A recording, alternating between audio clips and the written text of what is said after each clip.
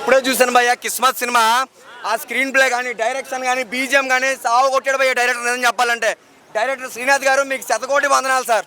ఏమన్నా సినిమా తీశారు అసలు. ఒక ట్విస్ట్, ఆ ఎలివేషన్లు, ఆ స్క్రీన్ ప్లే, ఆ డైరెక్షన్లు, ఆ బీజిఎంలు అమ్మమ్మ ఫ్యాంటాస్టిక్ ఉంది భయ్య.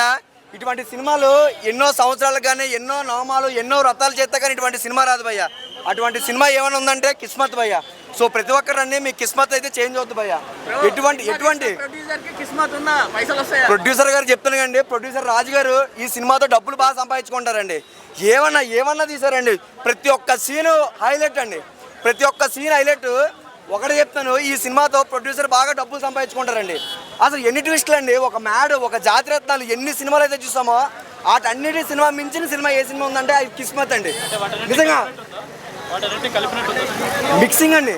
అంటే ఈ మ్యాడ్ పని చేయదు, జాతిరత్నాలు పని చేయదండి ఈ సినిమాలతోనే. దాంతోపాటు ఏంటంటే సురేష్ బాబు గారు ప్రొడక్షన్స్, ఆయన గురించి మనం ఎంత చెప్తామండి. ఇటువంటి సినిమా కూడా సురేష్ ప్రొడక్షన్స్ తీసుకుందంటే అది ఎంత మంచి సినిమా అంటారు, ఏమంటారు. సూపర్ అండి. ముగ్గురు క్యారెక్టర్లు, అభినవ్ గారు అవ్వచ్చు, లేదంటే మన అవసరాల శ్రీనివాస్ గారు అవ్వచ్చు, ప్రతి ఒక్కడు చించిపాడదు ఏంటంటే సినిమా చెప్పాలంటే.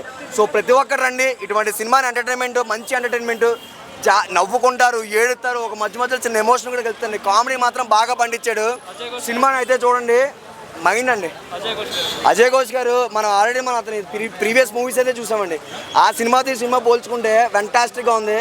సో ప్రతి ఒక్కరు మళ్ళీ కోరుకున్నాను, కిస్మత్ సినిమా చూడండి, మీ కిస్మత్ మార్చుకుంటారండి డెఫినెట్లీ.